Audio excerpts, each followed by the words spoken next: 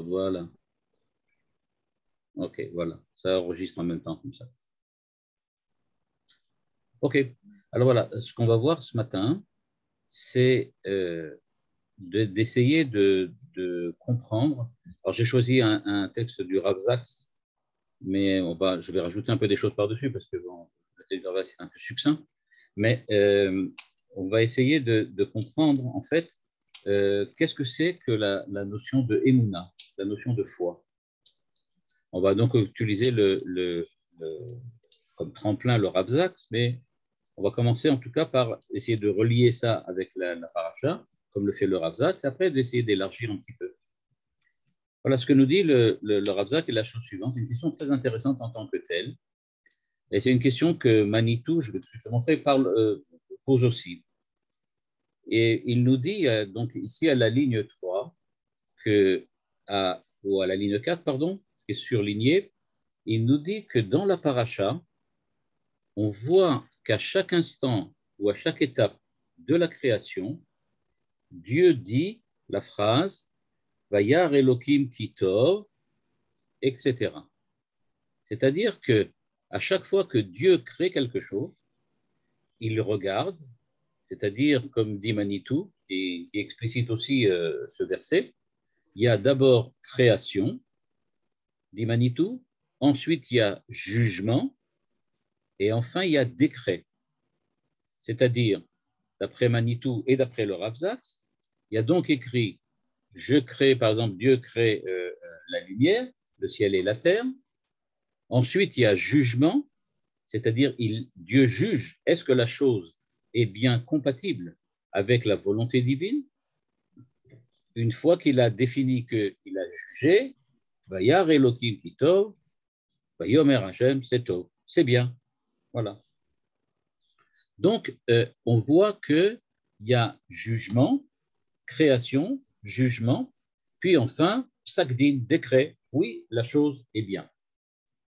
Et nous dit le Rav Zaks, question identique que Manitou pose aussi très souvent, il dit, ligne 5, Imakol Tov, mais Aïnara Uma Ishtabesh. C'est-à-dire, demande le Rav Zaks, mais puisque Dieu a dit que tout est bien, alors pourquoi il y a du mal? Et qu'est-ce qui s'est donc, on va dire comme ça, qu'est-ce qui s'est donc abîmé par la suite? Qu'est-ce qui s'est détérioré? Et donc la question, elle est la suivante. Et c'est une question que Manitou soulève aussi très souvent. Nous sommes persuadés que Dieu a créé le monde, comme il est écrit, Bereshit bara Elohim et Hashamaim ve'et haaretz. Dieu a créé le ciel et la terre. Mais pourtant, quand nous observons le monde et que nous regardons ce qui se passe autour de nous, on n'a pas du tout l'impression de la présence de Dieu, mais au contraire, on a plutôt l'impression de l'absence de Dieu. On ne voit pas Dieu. Et donc, de la même manière que le premier verset semble indiquer que Dieu a créé le monde, et il ne semble pas seulement l'indiquer, il le dit vraiment clairement.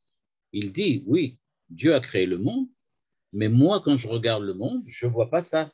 Je vois autre chose, j'ai l'impression que le monde a toujours été là. J'ai l'impression, et la science essaye en tout cas de le souligner, que ça fait une éternité que le monde est là. Il n'a pas été créé, il était toujours là, il a toujours existé.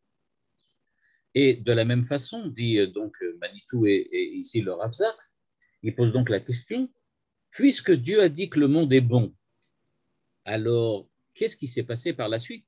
Comment c'est devenu brusquement mauvais? Comment brusquement on voit apparaître du mal à l'intérieur du monde?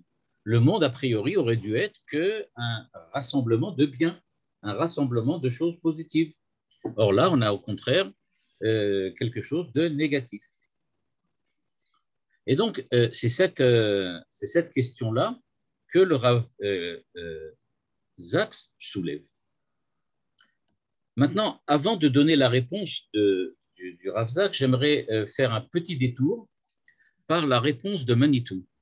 Parce que Manitou nous nous introduit à l'intérieur du texte de la Torah, et donc à l'intérieur de la pensée de la Torah, d'une manière qui me semble plus convaincante que celle que le Rav Sachs va ensuite utiliser et va ensuite entreprendre. Et peut-être que justement, ça va nous servir d'introduction pour comprendre le Rav Sachs peut-être d'une manière un peu différente. Voilà ce que dit Manitou. Manitou dit, oui, c'est vrai, mais il y a quelque chose qu'il faut bien remarquer. Quand on prend le texte de la Torah, il existe une énorme différence dans la façon dont est décrit la création de l'homme et de la façon dont est décrit la création du monde. La réponse du Rav Sachs est parallèle. Regardez ce qu'il répond ici, à la ligne 6. Il dit « Atshuva aktsarahi à Adam ». Ce qui fait la différence entre le monde que nous voyons et le monde que est décrit, c'est l'homme. Mais avant de rentrer dans l'explication du Rav Sachs, je voudrais montrer ce que Manitou souligne par contre. Regardez, je vais le montrer ici dans un autre texte. Et dans ce texte, vous allez voir qu'il n'y a pas de doute possible sur la manière dont la Torah décrit la création du monde. Regardez, je vais vous montrer ici. Voilà, je suppose que vous le voyez maintenant. Alors voilà, ça c'est très simple. Hein. C'est le texte de la Torah. Alors on va regarder. Bereshit bara Elokim et hashamayim et haaretz, verset 1. Va'aretz hayta tohu, vayomer Elokim yehiv. Vayar Elokim et haor ki tov. Donc il a vu que la lumière est bien. Vayavdel ben haor ou ben hachosh. Ensuite, on est passé. Vayomer Elokim yehi mashu vavdil ben hamayim, ve'u ivdil ben harakia. Vayikra l'erekeim shamayim, vayerev vayiboker yom sheni. Et à chaque fois qu'on voit apparaître ça, on voit apparaître aussi comme ça. Vayikra, vayomer Elokim yikavu hamayim, verset 9. Vayikra Elokim la yabasha l'eret vayar Elokim kito, 10. Donc il a vu, et donc ça y est, ça a jugé, on a trouvé. Vayerev vayiboker yom shlishi, etc., etc., etc. Tout ça, ça marche jusqu'à où? Jusqu'ici. Quand on regarde maintenant, Vayomer Elokim, ine natati lachem, pardon, je reviens là, Vayomer Elokim, naase Adam, bidmutenu, betsalmenu kidmutenu, veirdgu bidgat hayam, on va donc créer l'homme, Vaivra Elokim et Adam, betsalmu, betselem Elokim, il a donc créé l'homme, et Vayevarech otam. Et donc, la question est la suivante, mais où est écrit le Kitov? Où est écrit le Kitov pour l'homme? Et donc, il termine, Vayar Elokim et kol asher asa veine tov meod, vayerev vayivoker yom hashishi. C'est-à-dire que dans la création, on voit donc apparaître que Dieu a vu que tout était bien, globalement, mais pour l'homme, on ne voit pas du tout apparaître, et c'est là ce que souligne Manitou, on ne voit pas du tout apparaître pour l'homme que Dieu dit sur la création de l'homme, Vayar Elokim kitov. Sur la création, globalement, oui, mais pas sur l'homme. De là, Manitou apprend qu'il n'y a pas de jugement, ni, on va dire comme ça, de psakdin, donc de décision prise au sujet de l'homme. Pourquoi? Parce que le jugement de l'homme n'est pas encore intervenu. Il n'y a pas eu de jugement de l'homme. À quel moment viendra le jugement de l'homme? Manitou nous dit beaucoup plus tard, à la fin des temps. Quand on arrivera à la fin des temps, à ce moment-là, on va juger l'homme, et l'homme, à ce moment-là, on terminera et on dira Vayar Elokim, que l'homme a fait ce qu'il fallait, Vayerev vayiboker yom hashvi'i, ça non plus c'est pas dit, et on va commencer le yom hashmini qui va être le olam haba. C'est-à-dire, nous dit Manitou, dans la description de la création du monde, on voit très nettement apparaître que les 6 premières, on va dire comme ça, les 6 premières étapes, les 6 premiers jours, effectivement sont des Yom Kitov, mais au sujet de l'homme qui doit faire passer le 7e jour, c'est-à-dire le Shabbat, eh bien, ça, il n'y a pas encore de décision divine. Dieu n'a pas encore jugé, et donc on attend, comme il est écrit dans Tehillim, le Yom HaMishpat. On attend le Yom HaMishpat qui va intervenir beaucoup plus tard. Il va intervenir quand? À la fin des temps. À la fin des temps, Dieu va juger l'homme, et quand Dieu va juger l'homme, eh bien, on aura, on va dire comme ça, de certaine façon, la terminaison, la fin de ce que la Torah a commencé ici. Donc, la création du monde, on va dire, s'entame avec 6 jours. Ces 6 jours-là sont jugés par Dieu et on décide que c'est Tov. Par contre, dit Manitou, l'homme, il n'y a pas de Tov. Pourquoi? Ça sera beaucoup plus tard. Et c'est ce que dit ici le Rav Zaks, peut-être dans une autre optique, on va le voir tout de suite, mais en tout cas, hein, ce que dit le Rav Zaks est parallèle à ce que dit Manitou, avec cette différence que le Rav Zaks dit simplement Atshuvak Tzara Iyad. La différence, pourquoi on voit du mal dans le monde à cause de l'homme. Je rajouterai en parallèle avec Manitou que pourquoi on voit du mal dans le monde? Parce que ce n'est pas encore terminé. L'homme a encore quelque chose à faire. L'homme a transformé ce 7e jour d'un jour non jugé, c'est-à-dire comme ça, d'un jour dans lequel Dieu n'a pas encore définitivement décidé que c'est un jour de bonté, que c'est un jour de bien, et il attend que l'homme fasse ce qu'il faut. Alors maintenant, je ne rentrerai pas encore une fois dans la pensée de Manitou, mais c'est juste pour montrer qu'effectivement, Manitou lui aussi va dans cette direction, quoique, comme je l'expliquais, avec une manière différente d'interpréter les textes. Nous dit le Rav Zaks à la ligne 6 maintenant, après ce qui est en bleu. Lanu, rak lanu, yechidi mikol tsurot achayim hayeduot lanu yesh ratzon chofshi bechira ve'acharayut musari. Donc, effectivement, on l'a vu aussi chez Manitou, l'homme est la seule créature qui a le libre arbitre. C'est-à-dire, je vais dire de cette façon-là, encore une fois, j'utilise toujours la nomenclature de Manitou parce que c'est celle qui est la plus adaptée à mon avis. Le monde est parfait. C'est-à-dire, Dieu dit que le monde est parfait. Quel monde est parfait? Eh bien, nous dit le Rav Zaks, Achatulim enam mitvakrim benehem al musariyut shel harigat achvarim.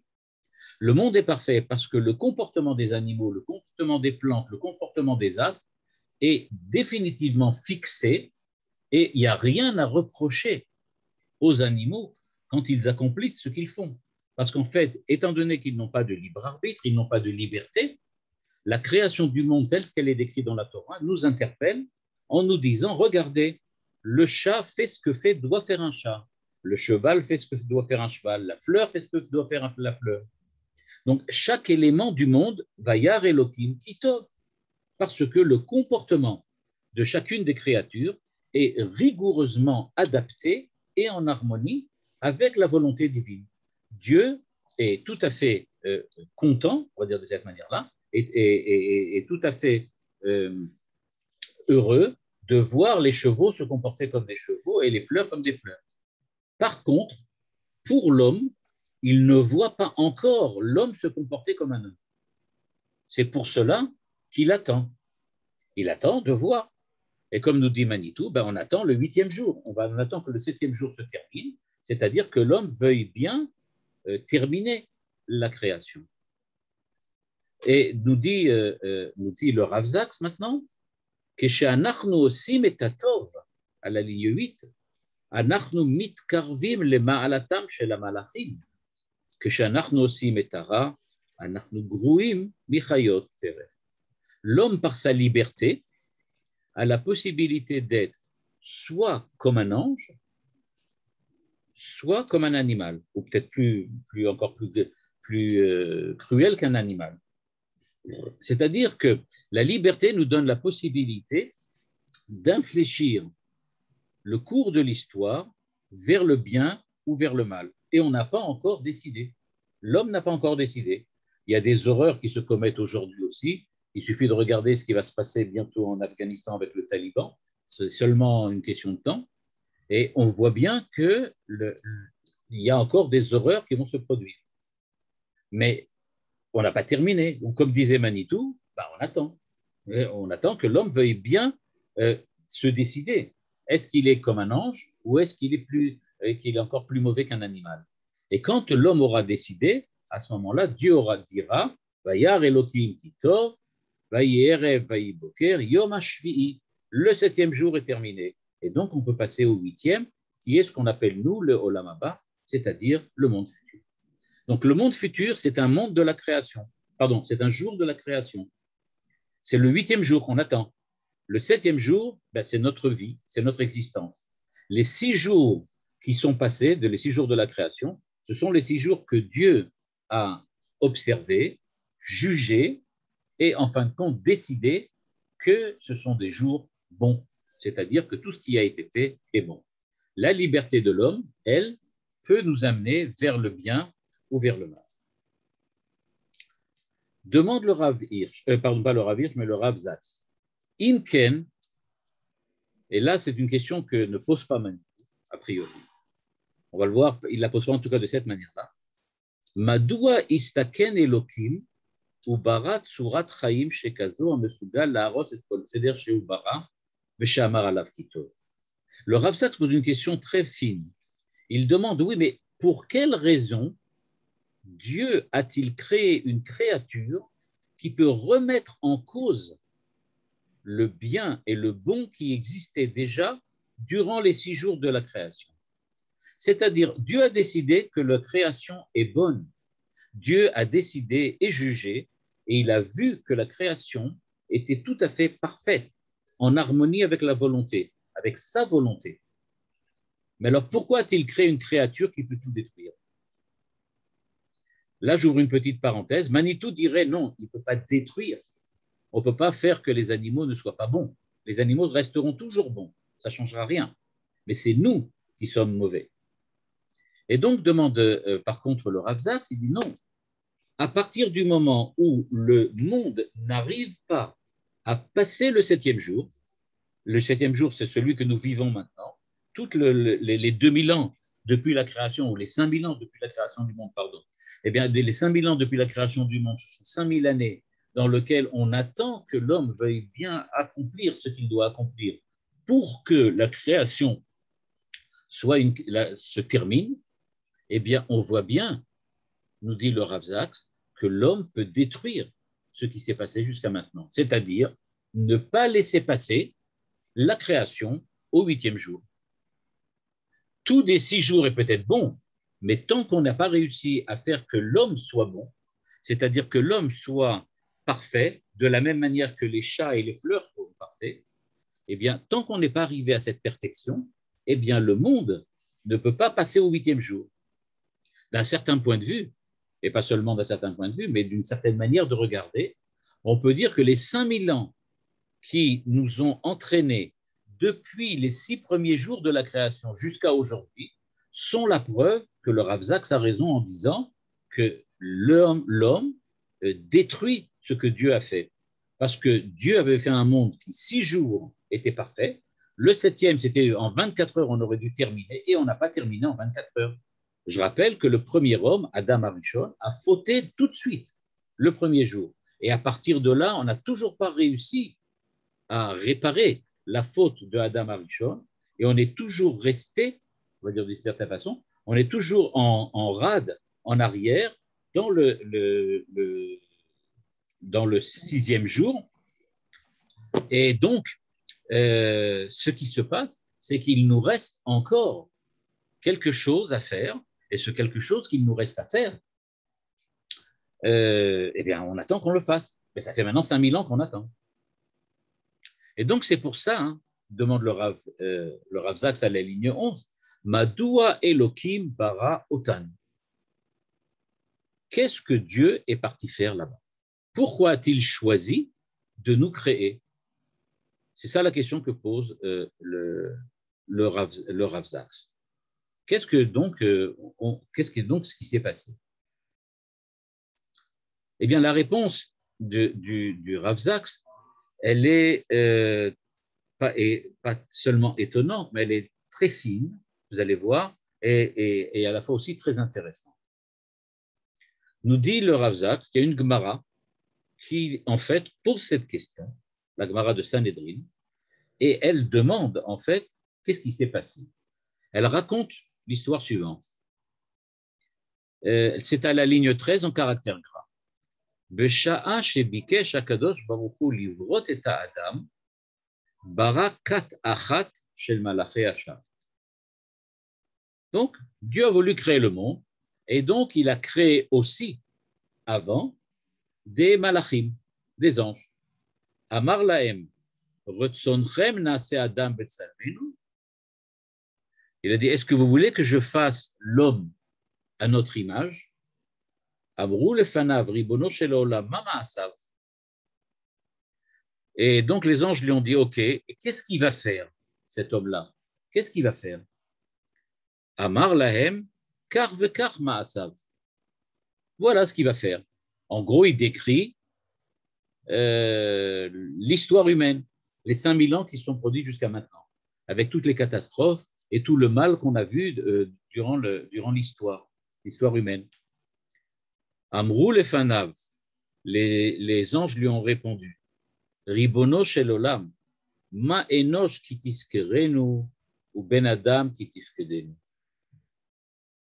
C'est-à-dire, ils ont dit, qu'est-ce que l'homme a trouvé de bon devant toi pour que tu le rappelles, et qu'est-ce que l'homme a trouvé qui tifkedenu pour que tu t'en souviennes. C'est-à-dire, en fait, les anges ont répondu, ne crée pas l'homme, il va faire que des catastrophes, ne le crée pas. Donc, a priori, on est déjà un peu surpris. Pourquoi Dieu a-t-il brusquement eu l'idée de créer des anges pour leur demander? C'est de toutes les façons. Quand les anges répondent, il n'a pas l'air d'accord avec eux, ou en tout cas, les anges lui disent non, ne le crée pas.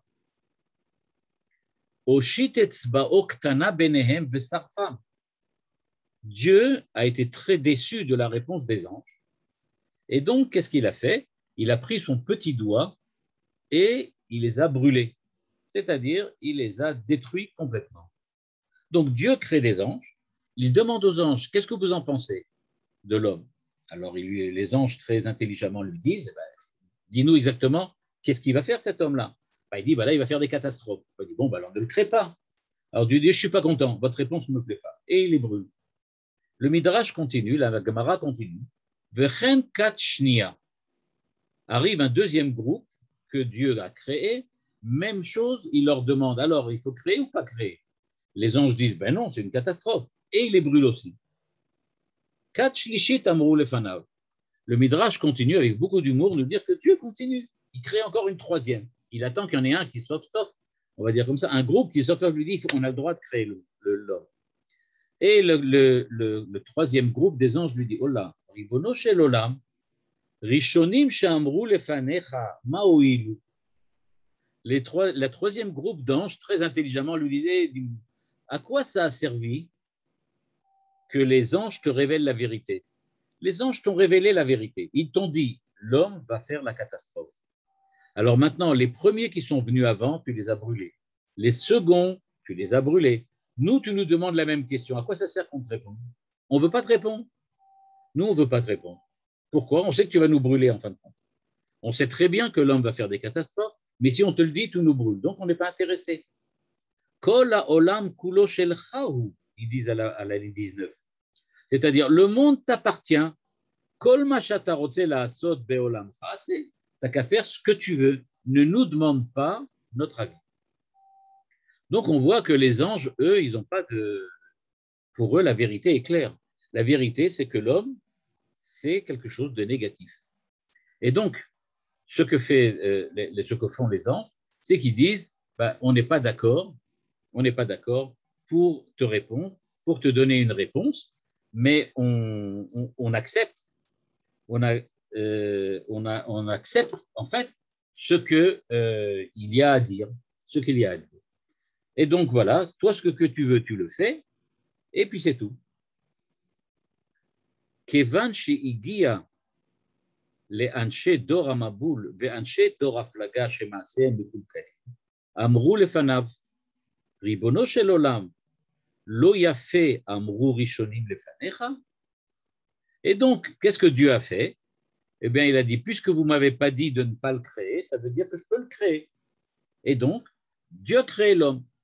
Et évidemment, on est arrivé au Dor Hamaboul et au Dor Haflaga. On est arrivé au temps du déluge et au temps du Dor Haflaga et au temps de la tour de Babel. Et là, évidemment, la faute de l'homme et, on va dire comme ça, et la catastrophe que l'homme a provoquée avec le déluge et la destruction de l'humanité, et puis ensuite avec la tour de Babel et la dispersion de l'humanité, là, on ne pouvait pas dire que ce n'était pas une catastrophe. Et donc, les anges sont revenus vers Dieu et lui ont dit, OK, tu te rappelles de ce que tu avais dit, les deux premiers groupes d'anges que tu as brûlés? Ils t'avaient prévenu. Ils t'avaient dit que ça allait faire des catastrophes. Donc là, tu peux pas nier. Ils avaient raison.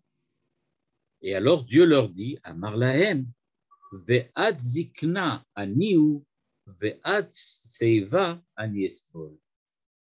Eh bien, il dit, moi, j'ai le temps de vieillir, et moi, jusqu'à la vieillesse, je suis prêt à supporter. C'est-à-dire, Dieu dit, moi, j'ai de la patience, j'attends. Je vieillis, j'attends la vieillesse. C'est-à-dire euh, euh, que quand on voit ce midrash, on voit en fait que Dieu est conscient que l'homme va faire des catastrophes.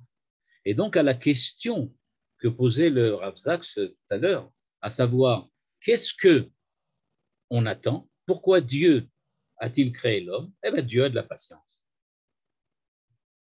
Et donc, nous dit le Rav Zaks à la ligne 27, Bevor'o et bnei Adam Yatzar Elokim et hayeshut hayechida ba'olam levad mimenu atzmo sheyesh lo chofesh ubechira. En fait, dit le Rav Zaks, ce qui se passe, c'est que l'homme est la seule créature qui a elle aussi la liberté, le libre arbitre, comme Dieu lui-même. Dieu lui-même a le libre arbitre. Dans le Midrash, on le voit apparaître, ce libre arbitre. En quoi on le voit apparaître? Dans le fait que Dieu demande aux anges quoi faire, mais il se permet de faire autrement que ce que les anges lui conseillent. Pourquoi? Parce qu'il a le libre arbitre, qui peut décider de faire ce qu'il veut. C'est ce que les anges lui disent. Ils lui disent en fait, tu fais ce que tu veux, c'est ton monde, c'est ta liberté. Et donc, nous dit le Rav Zaks, on voit que les anges insistent sur le fait que Dieu est libre, que Dieu a le libre arbitre. Et donc, puisque le Dieu a le libre arbitre, de la même manière, l'homme a le libre arbitre. Et donc, nous dit le Rav Zaks, Zo mashma'ut abitui betsalmenu kidmutenu. C'est ça ce que disent, c'est ça ce que veut dire l'expression betsalmenu kidmutenu. Betsalmenu kidmutenu. Pourquoi? Parce que quand on dit que Dieu veut créer l'homme à son image, et c'est ce que le Midrash nous raconte, je le ramène ici, quand au début il leur a demandé Retzonchem naase Adam betsalmenu, c'est-à-dire il a demandé, il dit est-ce que vous voulez que je fasse l'homme avec la liberté, que lui aussi soit un être libre comme moi? Les anges lui répondent ok, qu'est-ce qu'il fait avec cette liberté? Donc nous dit le Rav Zaks, ce qui était ici l'enjeu de la création de l'homme, c'est la liberté, c'est le libre arbitre. Et donc il nous dit, Mashmaut abitu kidmotenu, ben c'est clair parce que Dieu n'a pas de forme, il n'a pas de corps, donc ça ne peut pas être aisé. Et nous dit le Rav Zaks, ligne 1, Enenu yocholim le'amsig et Elokim le'avinoto ulachazot et ma'asav. Elokim eneno mahut mufshetet u'shrina chaya. Dieu, c'est donc quelque shrina, c'est une présence vivante qui agit, qui a une liberté, qui a un libre arbitre. Je rappelle l'épisode très célèbre dans lequel, je ne sais pas si vous vous rappelez, il y a eu l'enlèvement d'un jeune soldat qui s'appelait Narshon Waxman. Et ce soldat a été enlevé, et son père, Yehuda Waxman, avait demandé que tout le monde prie pour lui parce qu'il était, ceux qui les avaient enlevés, les Palestiniens qui l'avaient enlevé, menaçaient de le tuer. Et en fin de compte, on avait organisé une tfila au Kotel, tout le monde avait fait Teilim, etc., etc.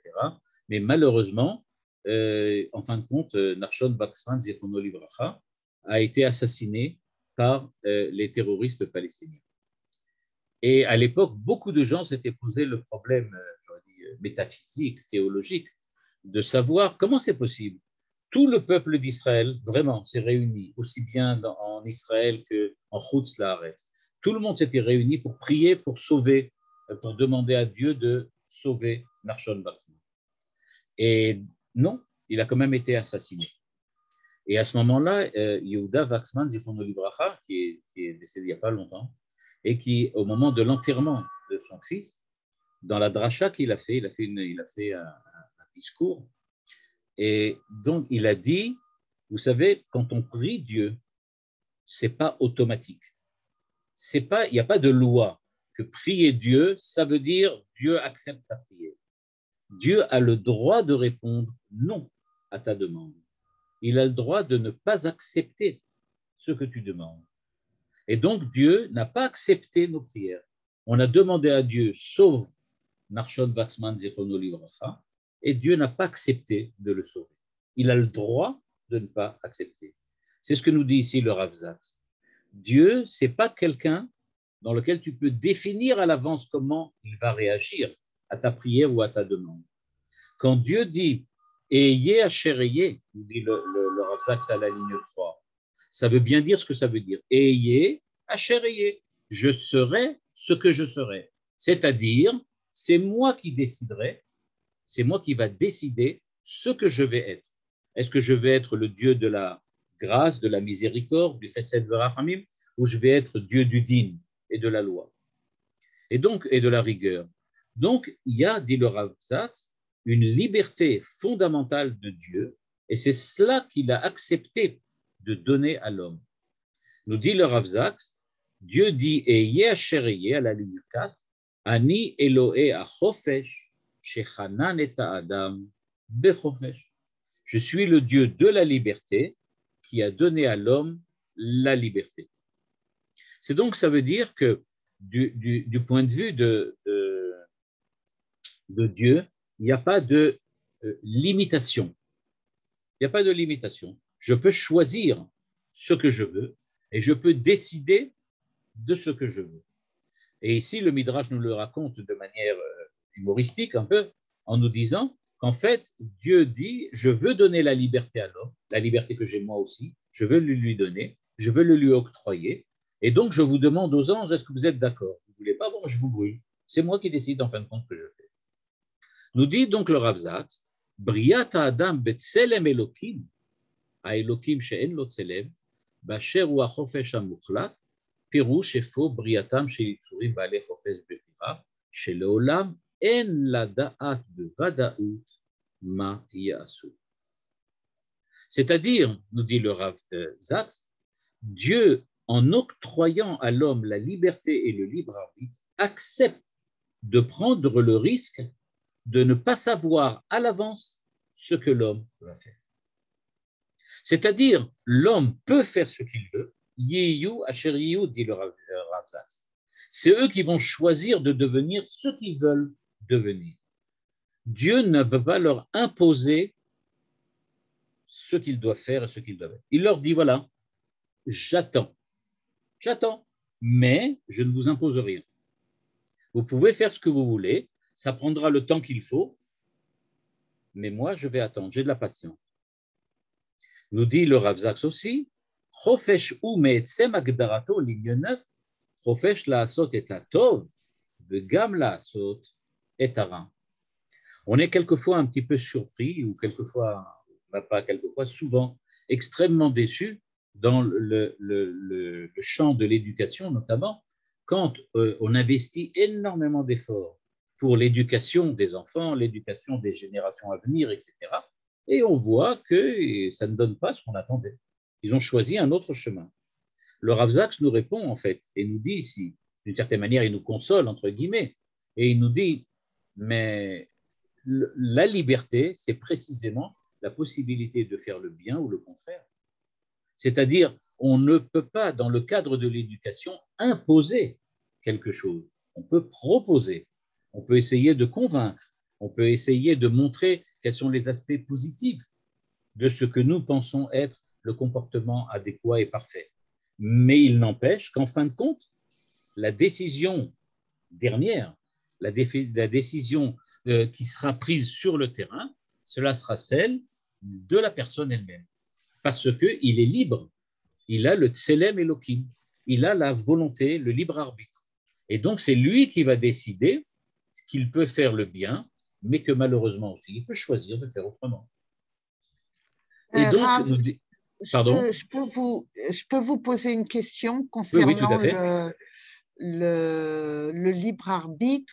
Est-ce que vraiment Dieu ne sait pas ce que l'homme fera dans le futur ou dans le présent Ce que veut dire ici le Rav Zaks, c'est que même si Dieu sait ce que l'homme va faire dans le futur, ce n'est pas quelque chose, un savoir, une connaissance qui influence sa manière de se comporter vis-à-vis de l'homme.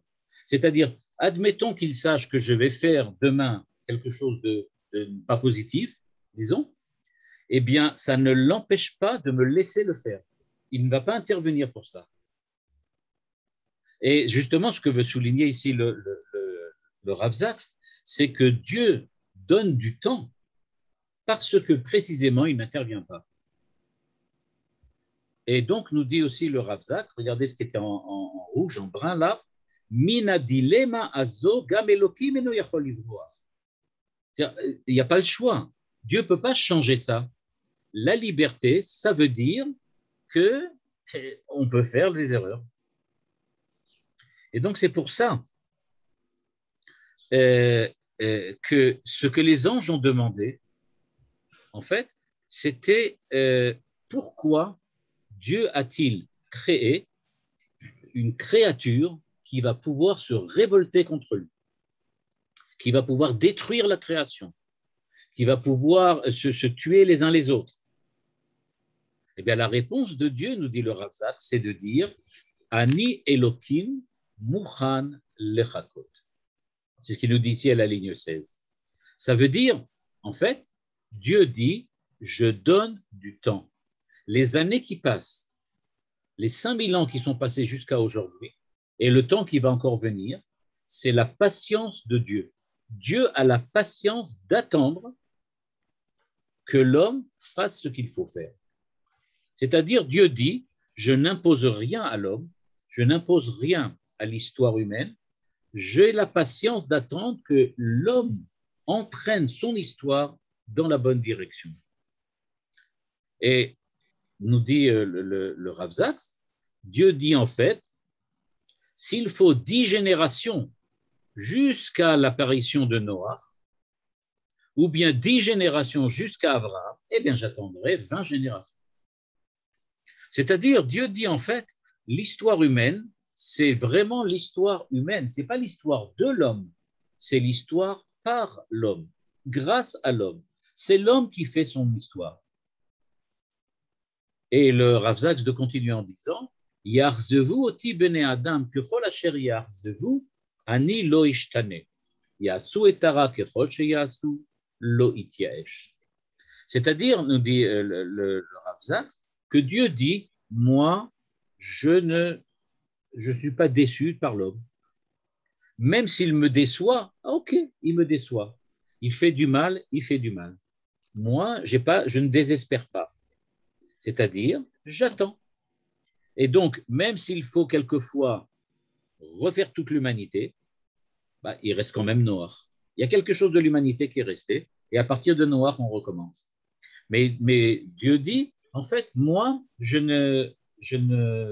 n'accepte pas de reprendre tout à zéro et de détruire le monde. Je ne détruis pas le monde.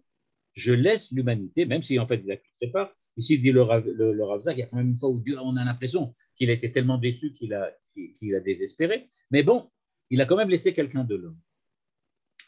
Et il nous dit donc, alors qu'est-ce que ça nous apprend tout cela? Eh bien, pour le moment, donc, ce que nous dit le Rav Zaks, Dieu a créé l'homme avec la liberté, Dieu a créé l'homme avec le sens de la liberté, avec la libre arbitre, parce que Dieu a de la patience et il dit, j'attends que l'homme refasse le monde selon sa liberté en faisant le bien. Et donc, nous dit le Rav Zaks, ça vient nous apprendre un principe extrêmement important. Elohim, là c'est la ligne 22, c'est la partie essentielle de ce que le Rav Zaks veut nous enseigner. Il nous dit Elohim bara eta Adam mipne she'u ma'amin ba'adam. Pourquoi Dieu a-t-il de la patience? Parce qu'en fait, il a confiance en l'homme. Il a confiance en l'homme. Il sait que l'homme va en fin de compte réussir à faire le bien et à transformer le monde de manière positive. Et c'est pour cela qu'il a créé l'homme. Il a confiance en l'homme. Il est ma'amin ba'adam. Il a foi en l'homme. Et le Rav Zaks de rajouter Yoter mishanachnu ma'aminim be'elokim ma'amin elokim banu. Dieu a plus confiance en nous que nous avons confiance en lui.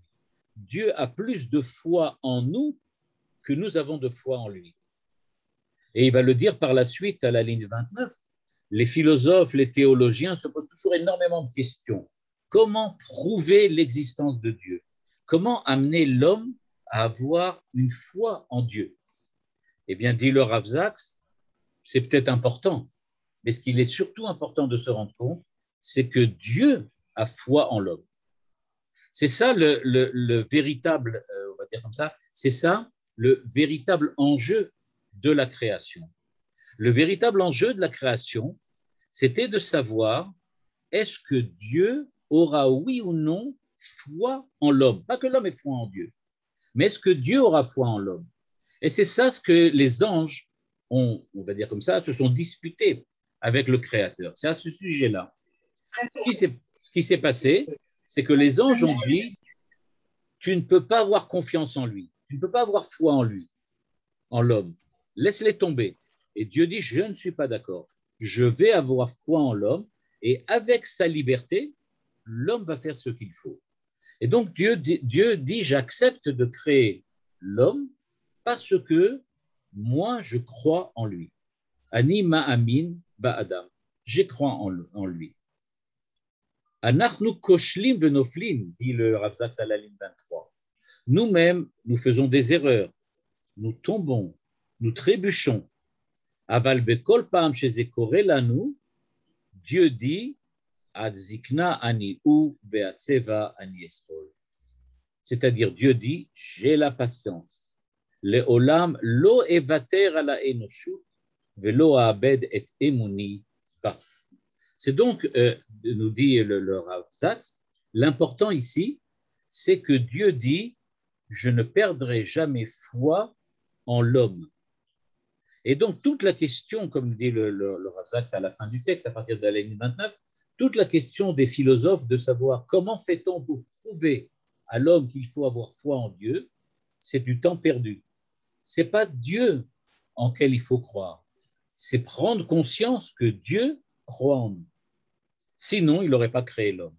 C'est-à-dire que la Torah, en commençant et en disant Bereshit bara Elokim et hashamayim et haaretz, et en disant ensuite que Dieu a créé l'homme, elle veut nous montrer que de la même manière que Dieu dit Vayar Elokim et haaretz kitov vayere vayi boker yom rishon, eh bien à chaque fois que Dieu dit ça, Dieu dira nécessairement un jour Vayar Elokim et Adam veine tov meod vayere vayi boker yom hashvi.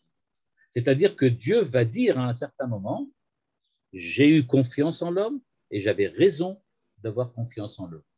Parce que l'homme a réussi la mission qu'il devait accomplir, à savoir de faire que l'homme et le monde sont un espace de bonté et un espace de bien. Et nous dit le Rav Zaks, Ze romez amidrash, a esber ayachid amikabel al da'at, l'achlatato, shel Elokim atov achacham akol roe vakol uchol, livro yitsurim amusugalim, lekishlonot vela eres. C'est-à-dire que Dieu ne suppose pas autre chose que ce que l'homme va réussir un jour à faire du monde un espace de bien et de bonté. Mais yeshlo savlanot, il a la patience, c'est-à-dire qu'il nous donne du temps. Ve yeshlo emuna, mais Elokim sovel, Elokim mochel. Dieu souffre de la même manière qu'un parent souffre toujours en voyant ses enfants qui ne vont pas dans la direction qu'il attendait. Mais il y a de la confiance. On pardonne, on dit ça va arriver, ça va changer. Un jour, ça va changer. On sait que ça va pouvoir devenir autrement. Et donc, ce que nous fait ici le Rav Zaks avec la paracha, c'est qu'il inverse complètement le sens profond de la paracha. C'est-à-dire, il nous dit, vous croyez qu'on est en train de prouver l'existence de Dieu en vous montrant un monde parfait, et à ce moment-là, vous allez utiliser toutes sortes de preuves téléologiques et théologiques dans lesquelles vous dites, s'il y a un monde parfait, ce n'est pas possible que ce soit un hasard, donc ça veut dire que Dieu l'a créé. Donc voilà la preuve de l'existence de Dieu par la perfection du monde, par la perfection de l'homme, etc. Il dit, en fait, ce n'est pas du tout ça ce que la Torah veut nous prouver. Elle ne veut pas du tout nous prouver que Dieu existe. Elle veut nous prouver au contraire que nous sommes des êtres qui existent. Nous, les hommes, nous existons. Parce que si nous n'étions pas capables de rendre le monde meilleur, alors Dieu ne nous aurait pas créés. Ce que l'on nous veut montrer, c'est que Dieu a créé l'homme pour prouver à l'homme qu'il est un être parfait. Ah, mais tu vas nous dire, d'accord, mais on voit que l'homme fait du mal, que l'homme n'est pas parfait pour le moment. Il dit, c'est vrai, l'homme n'est pas parfait. Et le fait que l'homme ne soit pas parfait, ça prouve rien. Ça prouve seulement qu'il n'est pas encore arrivé à accomplir ce que Dieu lui demande d'accomplir. Mais il suffit d'avoir un peu de patience. Bon, pour le moment, on a déjà eu 5000 ans de patience, mais on espère que ce sera plus court et dans l'avenir. Mais en tout cas, on voit bien, nous dit le Rav Zaks, qu'il faut savoir avoir de la patience et prendre le temps. C'est-à-dire, en fait, si on reprend le Midrash, ce que Dieu dit aux anges, vous attendez que l'homme soit parfait tout de suite. Eh bien, quand Dieu brûle les anges, ça veut dire en fait votre impatience vous a brûlé. Ce n'est pas Dieu qui brûle les anges parce qu'il allume une allumette et puis hop, les anges disparaissent.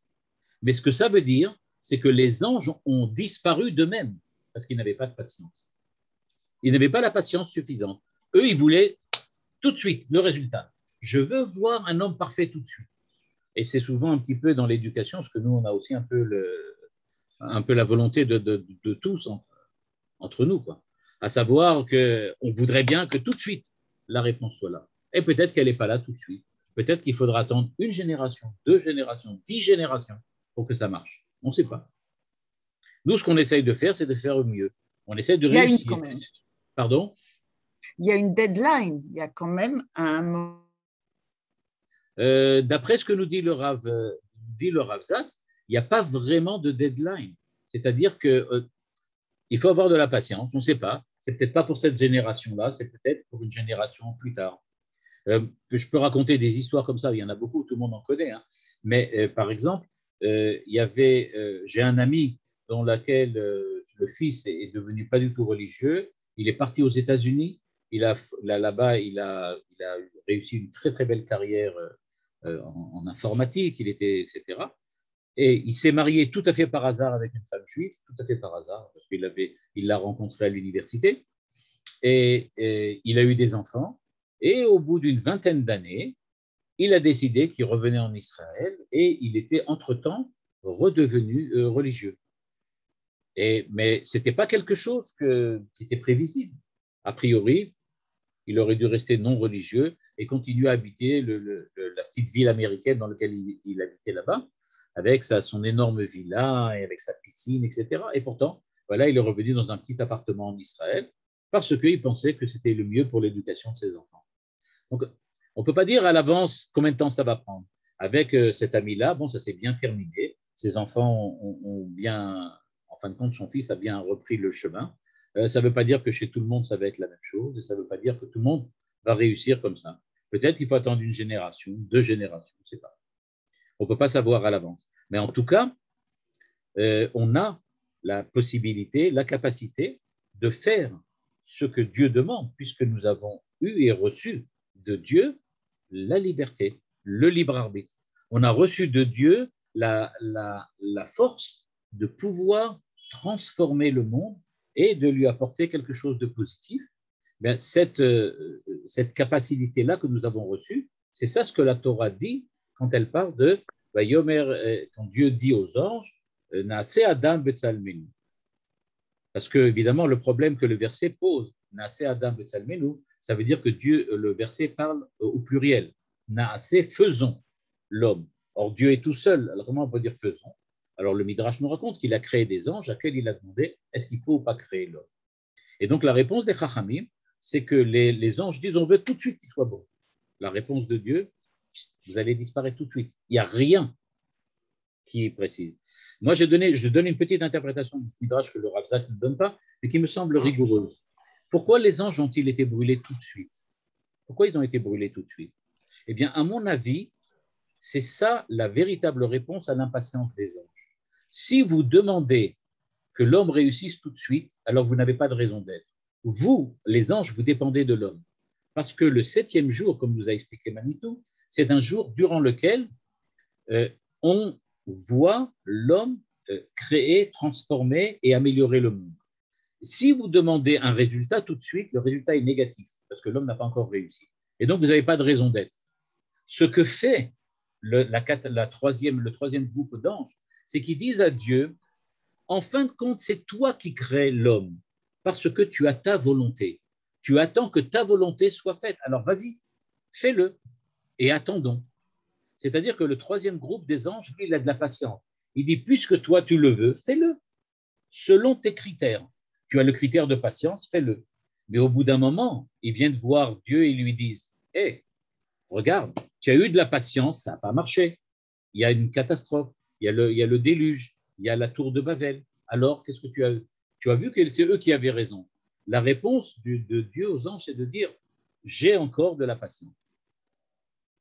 Ils ont fait du mal, mais j'ai encore de la patience. Ce n'est pas suffisant. Vous croyez que maintenant il nous semble avoir l'histoire semble avoir atteint un point de non-retour, de ratage de non-retour. Sachez que ce n'était pas le cas. Ça va encore revenir. Moi, j'ai encore de la patience. Et les anges ne disent rien, ils s'en vont. Voilà, ça c'est la paracha que nous propose le Rav Zak. Et Bezrat Hashem, on continue. Rav, je m'excuse, j'ai une interruption d'Internet. Oui, j'ai vu. Oui. Vous avez répondu à ma question ou pas? Parce que je n'ai pas entendu. Pardon? Est-ce que j'ai? Est-ce que vous avez répondu à ma question? Oui. Je vais leur répéter la réponse. La réponse à votre question, c'est que même si Dieu sait ce qui va se produire, il a la patience d'attendre parce qu'il sait qu'en fin de compte, ça va réussir. D'accord, mais non, moi, là, c'était par rapport à la fin du 7e jour. C'est-à-dire qu'on sait qu'il y a un moment où, de toute façon, l'histoire va aboutir, que l'homme ait réussi ou pas. Non pas que l'homme ait réussi ou pas, l'homme va réussir. C'est ce que dit ici le Rav Zak.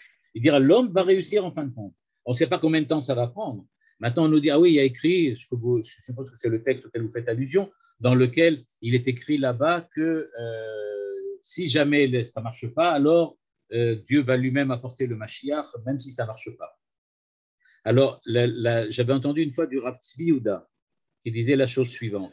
Le Rav Tzvi Yehuda disait la chose suivante. Il disait, le Midrash dit que O Beita O Achishena, ou bien ça viendra en son temps, si l'homme a réussi, ou bien Achishena, ça ne veut pas dire que Dieu va apporter la Géoula même si on est mauvais. Achishena, je vais l'accélérer. C'est-à-dire, je vais aider l'homme à accélérer le processus pour que ça se termine quand je veux que ça se termine. En fait, Dieu ne dit pas, la Gemara ne dit pas que Dieu viendra même si l'homme a raté. Il dit que si Dieu ne viendra pas, si l'homme a complètement raté. Mais il y aura toujours un tzaddik quelque part. Donc, il n'y aura jamais un ratage complet. Il n'y aura jamais 100% d'échecs. Il y aura 80% d'échecs, 90% d'échecs. Mais il y aura toujours quelque chose qui va rester de réussite. Et donc, Dieu ne détruira jamais le monde. Il aura toujours la patience d'attendre.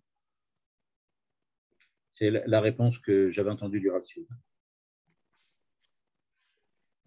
Bon, merci beaucoup. Voilà, donc c'est enregistré. Je vais le mettre sur YouTube. Et puis, comme d'habitude, vous l'aurez. Merci. Bon, donc, on essaye d'amener un petit peu de monde, mais on continue, hein. pas… D'accord, il n'y a pas de problème. Maintenant, je Ouais, vous dis franchement, s'il y a un problème financier, c'est pas un problème. Je veux dire, il y a pas. Non, non, on On va. continue comme. Non, je veux dire, il n'y a pas de raison. Peut-être que si vous n'êtes pas assez, ça fait trop, je ne sais pas. Alors, de toutes les façons, on continue. Puisque ce qu'on fera, le problème, l'histoire de l'argent, c'est vraiment pas. Non, non, mais on va trouver. On va En tout essayer. cas, ouais, Merci. mille merci. Voilà, comme dit le Rav Zaks, Merci. il faut avoir de la patience. Ça viendra quand ça. Mais c'est extraordinaire comme explication. Ouais, Vraiment. je crois aussi, hein, vraiment. Ouais, j'avais entendu Manitou qui disait aussi la même chose. C'est marrant de voir qu'il avait pas la même chose. Dans lequel il dit le problème n'est pas. Il disait quelqu'un qui lui avait demandé moi je ne crois pas en Dieu. Et il avait répondu le problème n'est pas de savoir si tu crois en Dieu, mais si Dieu croit en toi. Waouh. Et c'est ce que lui avait. Et donc il lui avait dit Dieu croit en toi. Donc, c'est tranquille. Ouais. Et que tu crois ou tu ne crois pas en Dieu, Dieu, ça ne change rien du tout. Mais lui, il croit en toi, donc il a de la patience. Extraordinaire. Ouais. Merci beaucoup. Sophie, Shabbat Shalom. Shabbat Shalom. Merci. Les filles, on n'a pas de cours Eh bien, de Rafijan, il faudrait savoir qui veut venir parce que ça dépend de nous de le rappeler. Parce que moi, je ne sais pas, je ne suis pas du tout. Si toi, tu peux faire un petit truc autour de toi, j'ai 3 ou 4 personnes qui sont d'accord, mais je ne connais pas le reste. Bon. Il y a Irène Candel, il y a, comment elle s'appelle Irène, non, Irène, je pense qu'elle a aussi décroché. Non, elle m'a parlé, il n'y a pas longtemps, elle m'a dit que enfin, on en parlera. D'accord. D'accord. Ok. Allez, Sophie. bye bye. Merci beaucoup. Shabbat Shalom. Shabbat Shalom.